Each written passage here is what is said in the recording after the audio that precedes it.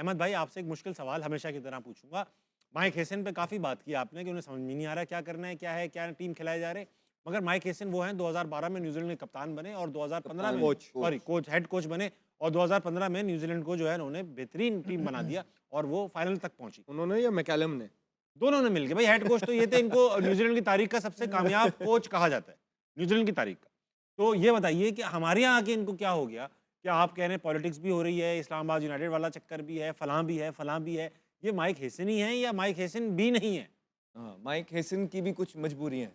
उनकी भी मजबूरी है। अब ऑब्वियसली आपके लिए कोई नैरेटिव बिल्ड करेगा और आपको लोग अगर पुश करेंगे किसी पोजीशन के लिए, तो it's always a give and take. Then there are few things that you have to do in return. There is never a free lunch, never a free lunch in life. ये असूल आपको भी पता है, हमें भी पता है। और किस वजूहात से गैरी कर्स्टन को और गिलेस्पी को निकाला गया, यू नो अबाउट दैट, कि वो कंट्रोल नहीं हो रहे थे। तो फिर अगर किसी को इसलिए निकाला है कि कोई कंट्रोल नहीं हो रहा, तो ऑब्वियसली उस बंदे को लेके आया जाएगा जो कंट्रोलेबल हो।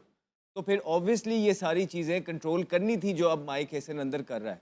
और जो आप वो बात कर रहे हैं ना, वो आमिर ने ठीक कहा है, वो मैकलम था। ये एक मैन मैनेजमेंट वाला बंदा है जो कि बड़ा अच्छा यार दोस्त है, जो कि आपकी नीड्स पूरी कर सकता है, आपको तंग नहीं कर सकता, आपको जुमले नहीं कर सकेगा। आप उसके कॉलर नहीं है जो हमारे प्लेयर्स के थे।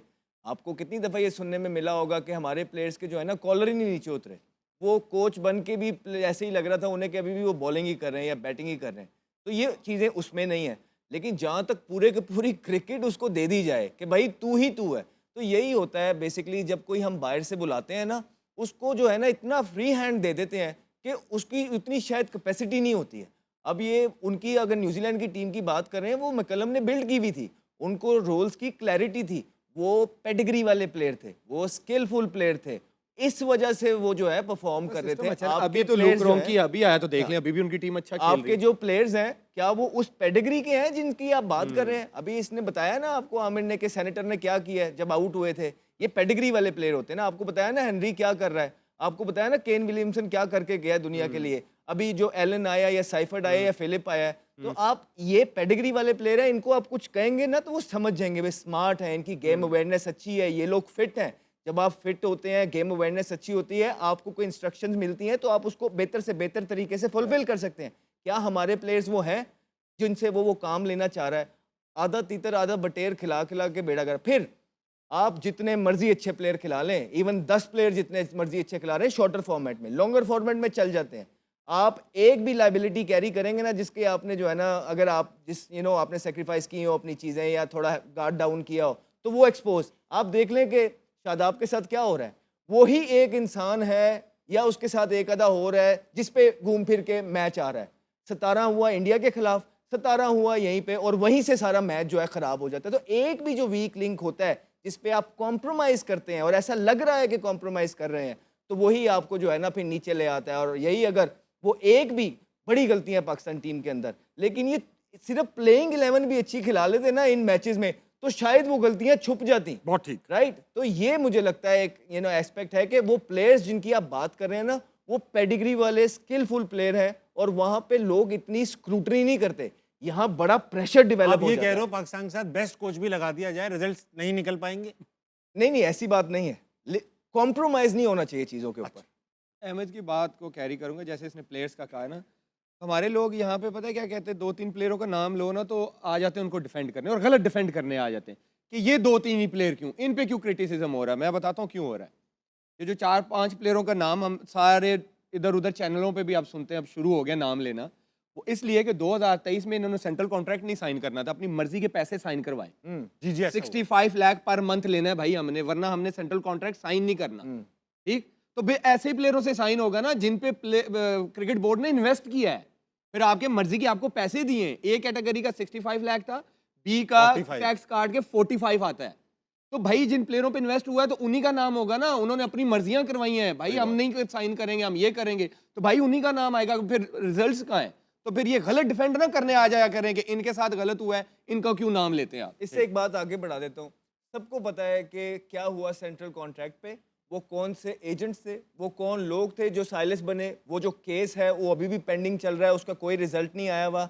फिर भी हमारी पीएसएल की एक टीम उनमें से उन्हीं लोगों के हवाले कर दी गई जो कि पीसीबी के हाथ में थी, और आगे से उन्हीं लोगों के हवाले कर दी कि आप इसमें टीम बनाएं, और आपको देखें कि वो उन्हीं के प्लेयर, उन्हीं के कोचेज, उन्हीं के मेंटोर आपको उस टीम के अंदर नजर आ रहे हैं। तो कहने का मकसद है कि ये गलती होती है या इंसान को एक सबक मिलता है कि हाँ यार ये इस तरह कर रहे हैं, मैं ब्लैकमेल कर रहे हैं, राइट? ये लोग पीसीबी के अंदर कहते हैं। उसके बाद फिर आप उन्हीं को चीजें दिए जा रहे हैं जिसमें कोई इंप्रूवमेंट भी नहीं है, और तो ये चीजें हम जैसे क्रिकेटर को हर्ट करती हैं। अच्छा, मुझे एक बात बताइए कि रघु भाई आपसे ही पूछूं, चेयरमैन साहब से बातचीत की कुछ लोगों ने, तो उन्होंने कहा मैंने क्रिकेट को डीपॉलिटिसाइज कर दिया, अब मैंने डायरेक्टर क्रिकेट कोचेज वगैरह को फ्री हैंड दे दिया कि 1 साल तक अपनी टीम बनाओ, 1 साल बाद मैं रिव्यू करूंगा। अब 1 साल से ज़्यादा अरसा हो चुका है इस लोगों के साथ, रिजल्ट्स बिल्कुल नहीं आ रहे हैं। तो ऐसा है कि 6 महीने में पता चल जाता है कि यार ये लोग सही डगर पे हैं नहीं है, तो पता चल जाता है। 6 महीने बहुत होते हैं पता करने के लिए डगर सही है कि नहीं। अब क्या वो 1 साल तक का वेट किया जाएगा पूरा होने का, या और तबाही का वेट किया जाएगा कि फिर डिसीजन लिए जाए? आपको क्या लगता है कि इमीडिएटली क्या चेंजेस करने चाहिए पाकिस्तान टीम? देखिए, कुछ भी नहीं होगा, क्योंकि मैं इस सिस्टम से 30-35 साल हो गया मुझे सिस्टम में काम करते हुए, रहा इसको देखते हुए, रहते हुए। आपने किसी भी इदारे को स्ट्रॉन्ग करना तो आपको उसका एक गवर्निंग बोर्ड होता है, उसको स्ट्रॉन्ग करना पड़ता है। जब आपका गवर्निंग बोर्ड ही नहीं है, देखिए जो चेयरमैन है ये आते जाते रहते हैं। एक साल आज कोई चेयरमैन है, कल कोई होगा, अगले साल कोई होगा, मगर इनकी पॉलिसीज़ बदल जाती हैं। जब एक चेयरमैन चला जाता है उसकी पूरी टीम चली जाती है और पॉलिसी चेंज हो जाती है। गवर्निंग बोर्ड ने उधर ही रहना होता है। आप अपना गवर्निंग बोर्ड देखें कि वो कंसिस्ट कर रहा है जो ऐसे लोगों पे जिनका क्रिकेट के साथ कोई ताल्लुक वास्ता ही नहीं है। वो उन इलाकों में क्रिकेट ही नहीं होती जो गवर्निंग बोर्ड में बैठकर पाकिस्तान की क्रिकेट चला रहे हैं। और जब पाकिस्तान की टीम स्ट्रांग थी, पाकिस्तान का फर्स्ट क्लास स्ट्रक्चर स्ट्रांग था, पाकिस्तान का गवर्निंग बोर्ड स्ट्रांग था पीसीबी का, वहाँ पे हर चीज़ डिस्कस होती थी। वहाँ पे आपकी सिलेक्शन क्राइटेरिया डिस्कस होता था, वहाँ पे आप किसको चीफ सेलेक्टर बना रहे हैं वो डिस्कस होता था, वहाँ पे आप डायरेक्टर किसको बना रहे हैं वो डिस्कस होता था। आज किसी चीज़ पे आज हर चीज़ बाईपास हो रही है, क्योंकि उनके पास अथॉरिटी नहीं है, वो कुछ कर नहीं सकते। तो इस वजह से आपका सिस्टम उधर का उधर ही रहेगा, ये कभी नहीं चेंज होगा। आपने अगर अपने इदारे को स्ट्रॉन्ग करना है तो आपको स्ट्रॉन्ग गवर्निंग बोर्ड लाना पड़ेगा, स्ट्रॉन्ग जहाँ पे क्रिकेट होती है। देखें, लाहौर में होती है, कराची में होती है, मुल्तान है, फैसलाबाद है, सियालकोट है, ये हब है, ये रीजन्स है, ये आपको मोस्ट नंबर ऑफ प्लेयर्स ये प्रोड्यूस करके देते हैं। तो आप इन लोगों को गवर्निंग बोर्ड में लाएं और फिर इनको पावर दें, ताकि ताकि इनके फैसले तो लंबे हो ना पायदा, क्योंकि गवर्निंग बोर्ड चेंज नहीं हो सकता है हर साल के बाद, जिस तरह इलेक्शन चेयरमैन होते हैं, फिर change बदलता है। ये 5 साल, 10 साल, 15 साल ये लोग रहते हैं, तो इनको पता होता है कि जो हमने पॉलिसी बनानी है ये लॉन्ग टर्म पॉलिसी है, इस पे ये जो यंगस्टर हैं ये आएंगे, हमारी जो बैकअप प्लान है ये आएगा, सेलेक्टर ये होना चाहिए, डायरेक्टर ये होना चाहिए, डायरेक्टर इंटरनेशनल ये होना ठीक। चाहिए, ये सारे वहाँ पे चीज़ें सेटल होनी चाहिए। तो ये एक बंदा नहीं कर सकता। अगर आप कहें ना कि वन मैन शो को आप नहीं किसी हो को भी ले आएँ, ये काम नहीं सही कर सकते। ठीक है।